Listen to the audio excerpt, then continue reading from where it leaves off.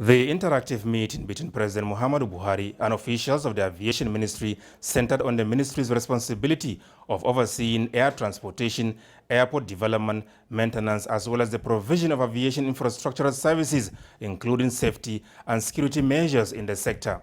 The president expressed concern that despite the strategic importance of the Gulf of Guinea to Nigeria in view of the abundant oil and gas reserves there, the management of the nation's airspace over the area is being maintained by Ghana since 1945. We have a directive by Mr. President to start the process of securing the management of the Nigerian airspace over the Gulf of Guinea. There is a move on the ground by Togo and the Republic of Benin to take over the management of their own airspace from Ghana. President Buhari is also not happy that Nigeria does not have a national carrier. He has directed the ministry to look into the possibility of having a national carrier as soon as possible. The permanent secretary also briefed the president on the progress of work so far on the new airport terminal projects in the country being financed by a loan facility from China Exim Bank, saying they will be ready for commissioning by the end of the first quarter of 2016.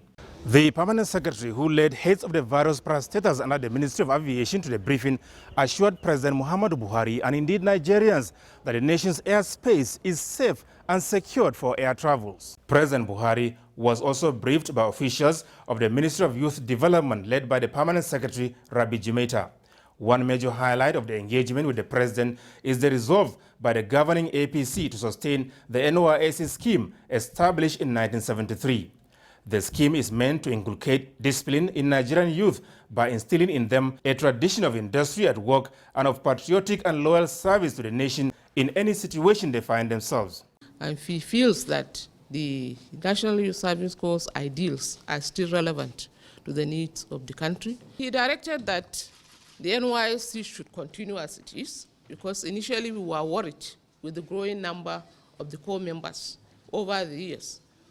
By the year 2020, the projection is that we are going to have 300,000 youth corpers to be graduated by the NYSC. And we are worried and concerned with the dwindling resources, whether NYSC will be able to cater for this growing number of youth.